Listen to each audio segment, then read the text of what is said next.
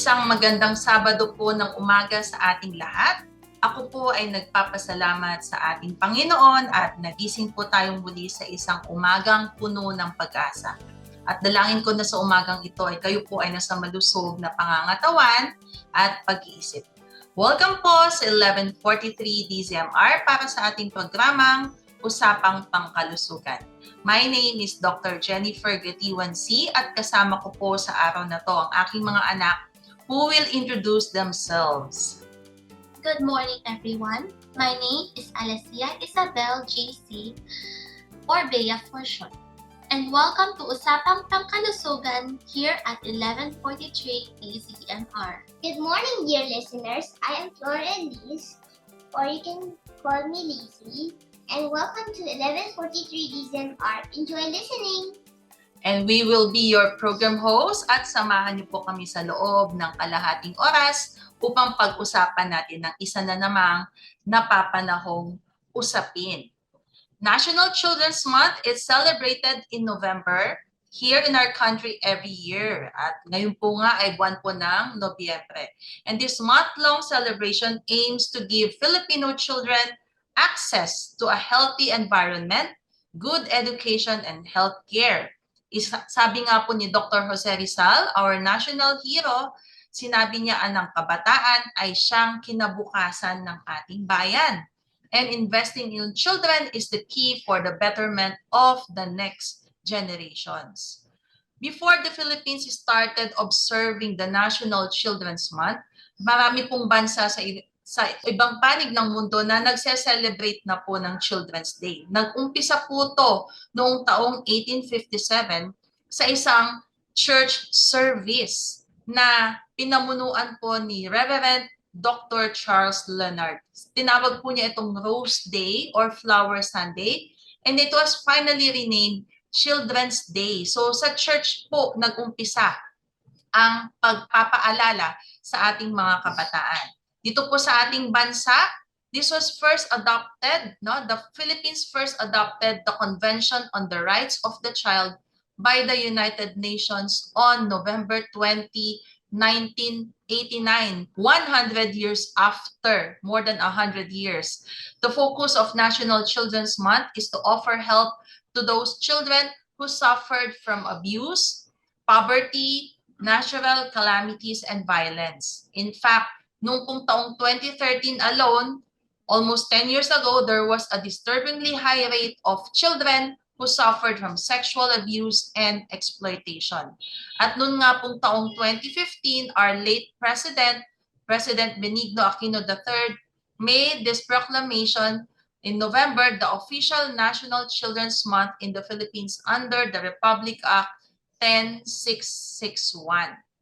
At etong taong to, the National Children's Month will focus on the children's mental health issues. Kaya nga po kasama ko ang aking mga anak sa araw na to.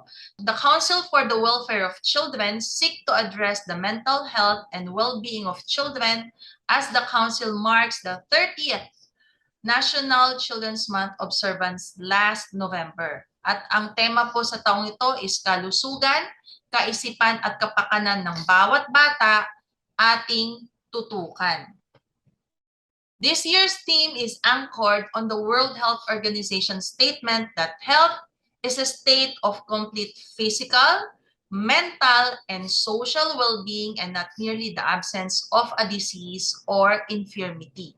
Noong pong tayo ay naapektuhan ng pandemic, marami pong taong naapektuhan.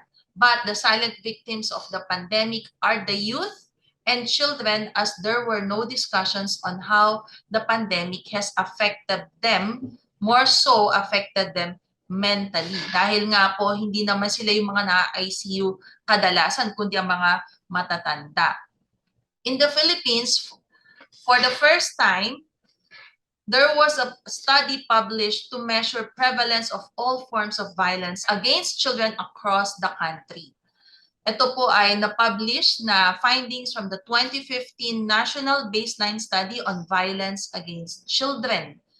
Di ba meron tayong VAUC, Against Women and Children. This one is Violence Against Children, showing that children and youth aged 13 to 24, mga kabataan, experience high levels of physical, around 64.2% abuse, psychological 61.5%, sexual 22.4%, and peer 65%.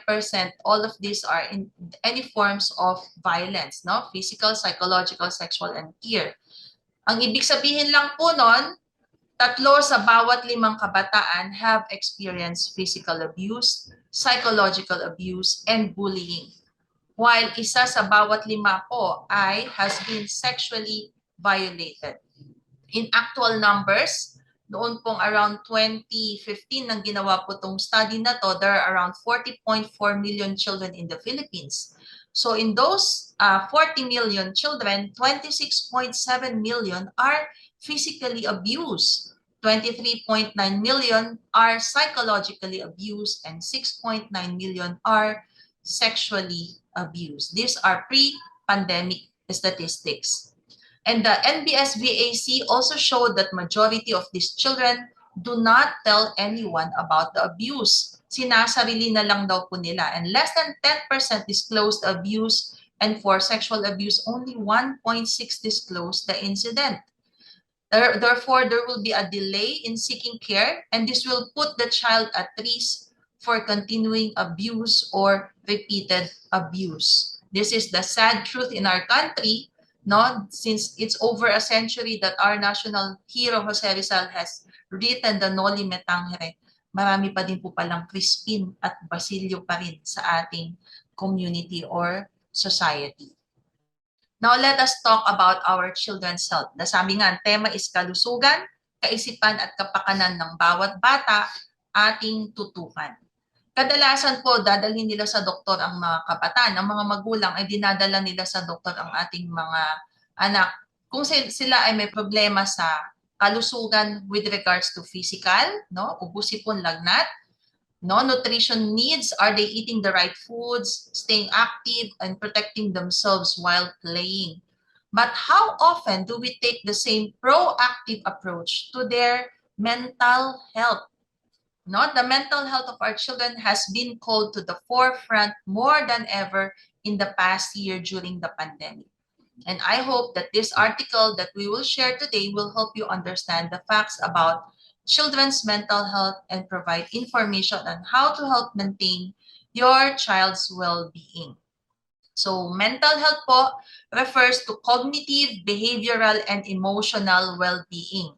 It involves how a person thinks, feels, and behave. Sa Tagalog po, ang tawag dito ay tungkol po sa estado o kalagayan ng ating utak at pag-iisip kung paano po tayo kumilos, mag-isip at mag-desisyon. Kailangan po natin itong pahalagahan dahil kapag hindi na maganda ang kalagayan ng ating mental health or ang kalusugan ng ating kaisipan, maaari nitong maapektuhan ang pagkilos at pagdedesisyon natin sa mga praktikal na bagay sa araw-araw na tayo po ay nabubuhay. Dahil ang utak ang tinatawag na sentro ng ating katawan. According to the Centers for Disease Control and Prevention, mental health in childhood means naabot po nila yung mga developmental and emotional milestones ng kanilang buhay. No? From dati ay iyakin, ay kailangan makontrol na nila ang kanilang emotion.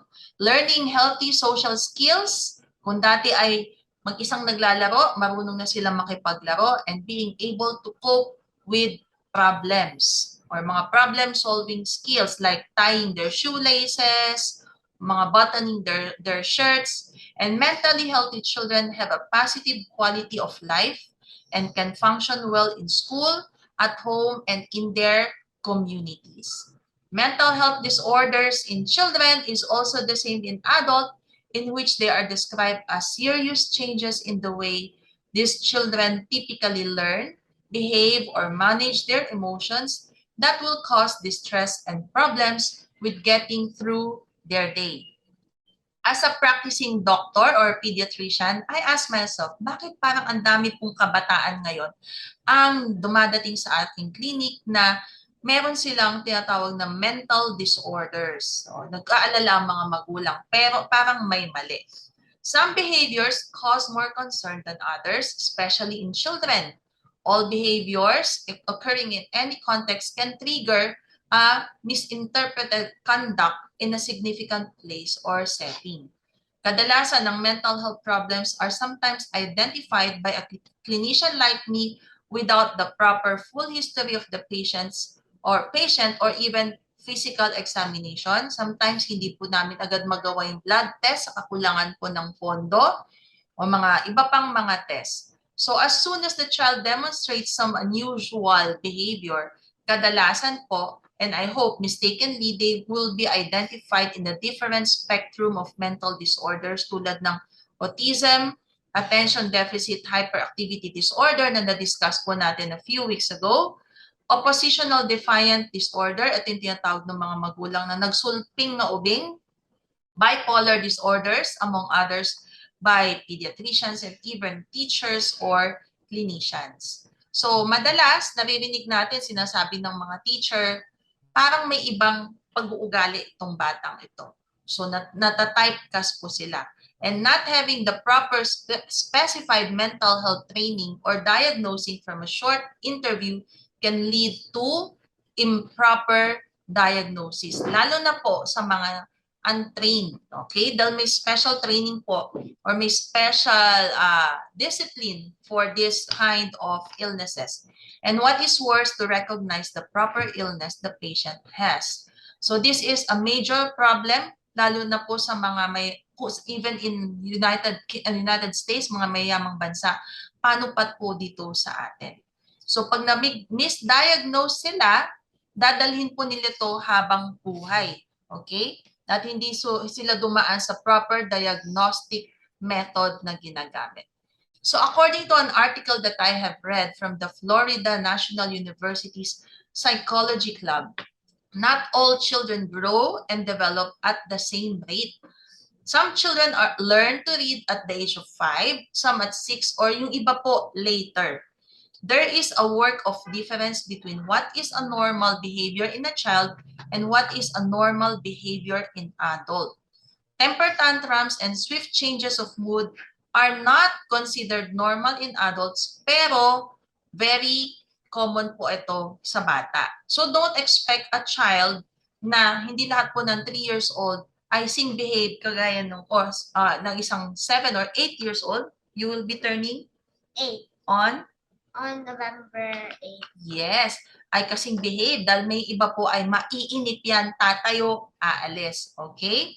So, hindi ibig sabihin na umalis na inip ay meron na siyang ADHD, no? Or attention deficit hyperactivity disorder. So, psychiatric diagnosis such as ADHD bring hidden benefits to a child's family. Kung minsan po, dumadami tuloy yung mga nagagawa ng medical certificate o ng mga certification that there are children with special needs or may mga disabilities sila because nata-typecast po. And the way the labels are being used, no, this will give further problem in the future na magiging permanent attribute na to sa bata and it can cause a situational stress to the child. So their advice in this study before taking your child to get a mental diagnosis is to research first of why the child is acting and behaving that way. Ngayon, sa mga magulang po, you are the only person that really knows your child kung kasama po ninyo ang inyong mga anak. No? Keep in mind that there is very little research concerning the overdiagnosis of children and adolescent mental disorders. Mas madami po sa adult at sa kabataan ay ongoing pa po. A factor that most clinicians do not take into consideration is the overlapping of symptoms of different mental disorders. Huwag po nating i-shortcut, ika nga. Okay? Disregarding differential causes of observed behavior will cause a misleading in symptoms by the caregivers and differential interpretation of diagnostic criteria by the examiners. Keeping in mind that many children's lives are being ruined, nasisira every day with an improper diagnosis. It is clear the validity and reliability of diagnostic methods for our children still needs to be improved. Madami pa po, no? Kailangan pa po natin ng further research on these things.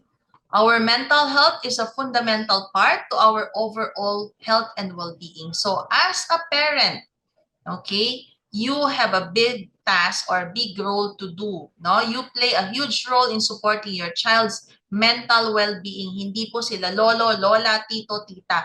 Kayo pong mga magulang ang in charge of your child's mental well-being. Nurturing and loving care build a strong foundation, helping your child to develop the social and emotional skills they need to lead a happy life, a healthy and fulfilled life. So here are some ways to help protect your child's mental health from 0 to teenage years. Umpisahan po natin sa mga babies. 0 to 5 years lay the foundation in this period of growth and learning. So from the first smile and the first step to experiencing a whole range of emotions, your child is passing many important childhood milestones. This is a time of growth and learning and an ideal time to start supporting your child's mental well-being. As you lay the foundations for a happy and healthy life, your child looks to you for love, learning, and safety. So, try to spend as much as quality time together as possible. Love is spelled as T-I-M-E, time. Fostering a warm and tender relationship and helping your child feel safe and cared for will go a long way to laying the groundwork for a lifetime of good mental health. Young children are learning how to express themselves and manage big emotions.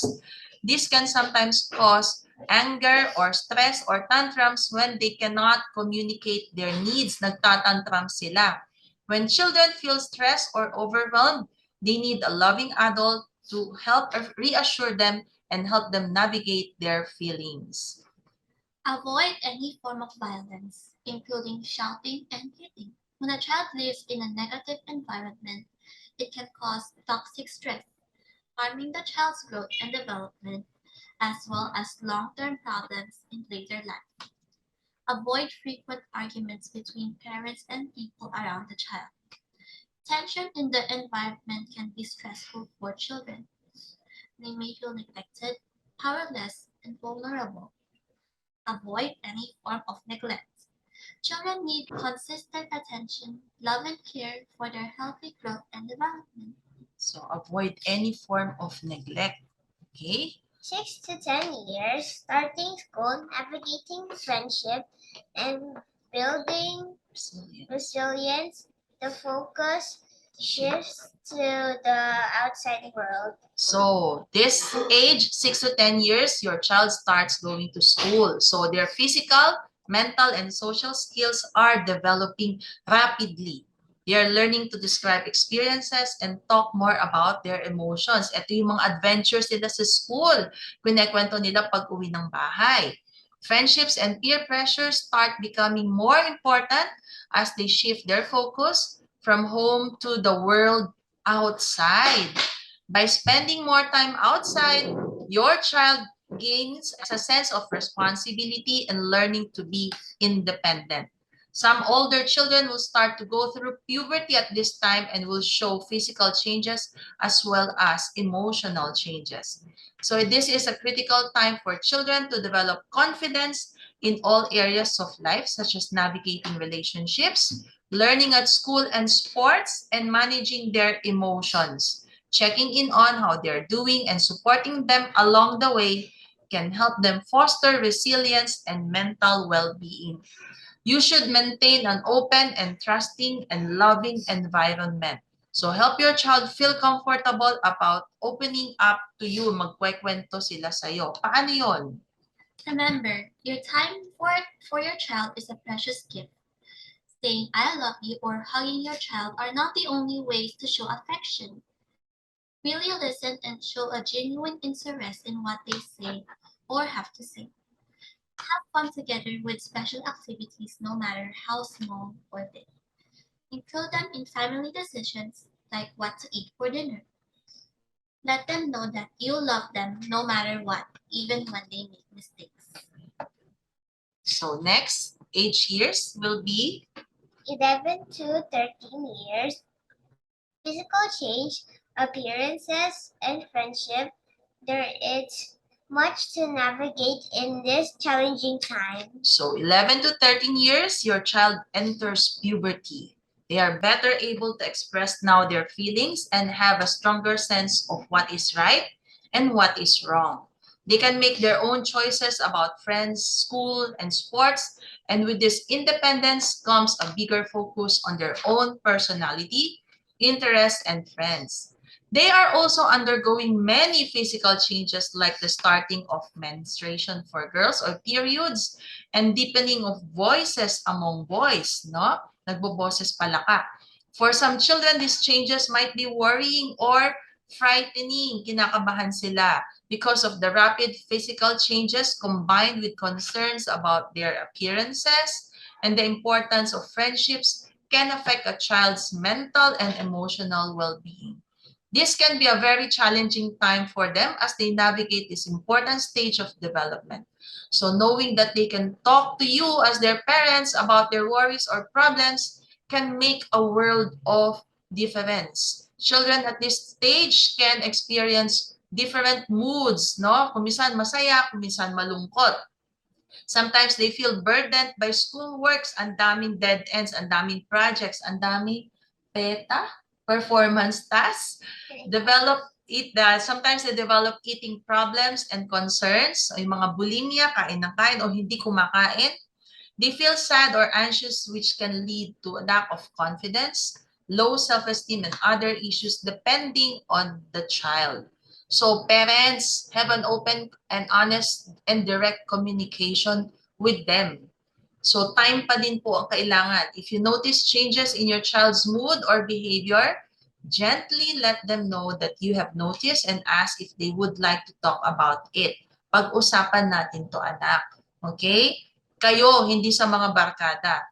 No, example, they don't seem as sociable with their friends as before. So tanong mo, nag-away ba kayo, anak? Or kuminsan bumaba ba ang grades? No? So ang tanong natin, meron ka bang subject na medyo nahihirapan? O kuminsan they appear to have moodier or mas tahimik.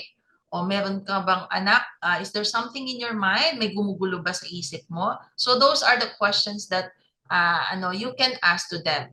So what you are supposed to do, listen, okay? Not too much talking, but 2 ears to listen. Actively try to listen to what they are saying without letting your thoughts and judgment guide the conversation. Respect and encourage your child's opinion. Acknowledge, no, na naintindihan mo. Assure them that you understand their thoughts and feelings. Encourage them to be open with you and reassure that you are there for them. And remind them that you were this age once too and remember experiencing that same feeling nung dinadaanan mo rin yun. And number 3 is offer solutions. Ask them if they have thought about what might need to change. Mga suggestions, what do you think should be done? If they have not, offer to listen and talk to them, no? Talk it through with them. Support them with what they need to feel better. And what are the don'ts? Here is Bea. Don't tell them what they should do. Instead, ask how you can help them. Don't dismiss or minimize their feelings. Remember, it is hard to open up about feelings, which may be confusing for the child. Don't argue. Observe your own thoughts and feelings and watch out for conflict. Try and resolve any conflicts or arguments as soon as possible if this happens. Apologize and start again. Don't blame others, saying, "This is your school's fault." For example, externalizes the problem but does not solve it. Don't compare. Avoid saying things like, "Other children don't have these issues." Remember that patience and consistency are the keys. At this age, your child may be expressing less affection towards you, and sometimes they may seem rude or short-tempered. As they become more independent and want to be more in control, chances are you will encounter resistance from them at times. These conversations are new and can sometimes be uncomfortable for your child. Remember, It may take time, but try to always make it clear that you love them and you are only thinking of their well-being. Yes. 14 to 18 years for to tackle emotions and behavioral and health risks that could influence the rest of their lives. Yes, so 14 to 18 years, ito yung papuntang young adult na, no? Your teen is developing a unique personality and is looking for more independence and responsibility. Teenagers at this stage increasingly interact with others through social media and mobile phones, and as a result, they may spend less time with family and more time with their friends, both online and outside the home. This is also a time of physical changes for them. So your teens can experience rapid physical change which can lead to concerns about their body size, shape, or weight, no? Mataba, mapayat, ganyan. So may mga eating problems and mas lalo silang nagiging moody at kumisan nga po ay may mga anxiety disorders na, no? Sadness, depression, which can lead to low self-esteem and other problems. So these are just more than just feeling blue, no? Poor mental health in this stage can go hand in hand with other health and behavioral risks tulad po ng alcohol or drug abuse, violent behavior, and unsafe sex. Because many health behaviors and habits carry over from adolescence to adult years, it is very important to support your teens in choosing healthy lifestyle practices that will assist in their well-being. So the usual questions that you will be asking them is, how are you doing? No? So you might be getting on well with your teen or you might be experiencing challenges. Whatever your relationship currently at this stage, it is important to show that you are always there to help your teenager go through these tough times with all the love and support. So how do you start the conversation? Ask kids like us about our day. Try to create occasions for a chat like cooking dinner together. Ask open-ended, clarifying questions to understand how we feel. You could try, could you explain what you mean by, or how do you think you would have felt if, blah, blah.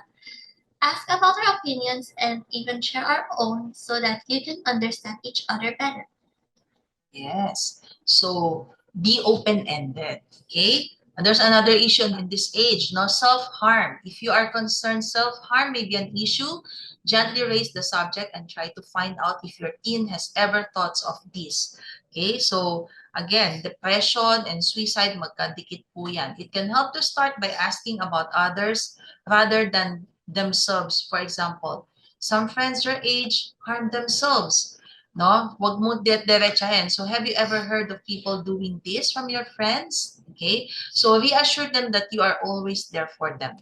Okay? For example, you know you can always talk to me about everything. I'll be your best friend, no? You will be your child's best friend. And this will let them know that they can speak to you and that you want to help them.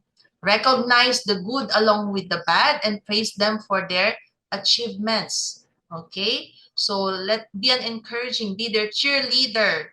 Check in on their media and social habits as well, no?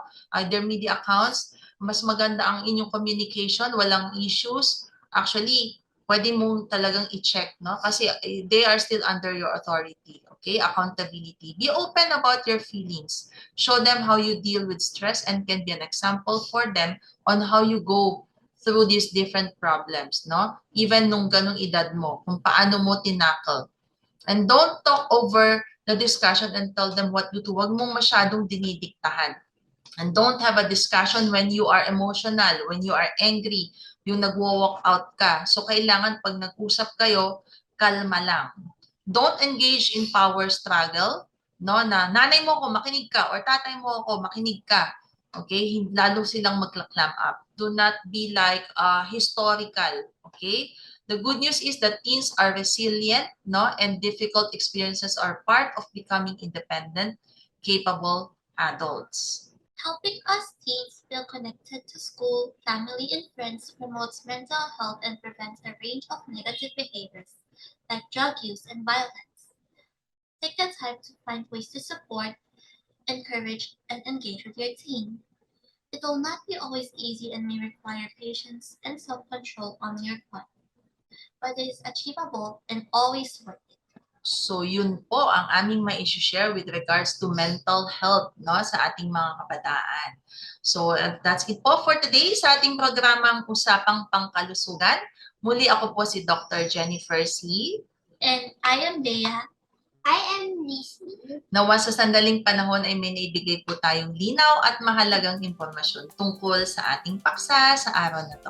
Aking dalangin ay mamuhay po tayo ng malusog sa katawan at sa kaisipan. So abangan niyo po muli ako sa susunod na Sabado para po muli sa ating programang Usapang Pangkalusugan. Dito lamang po sa 1143 DZMR, a proud member of KBP. Ating tandaan, ang kalusugan ay kayamanang di mapapantayan. God bless and keep safe, everyone. Bye.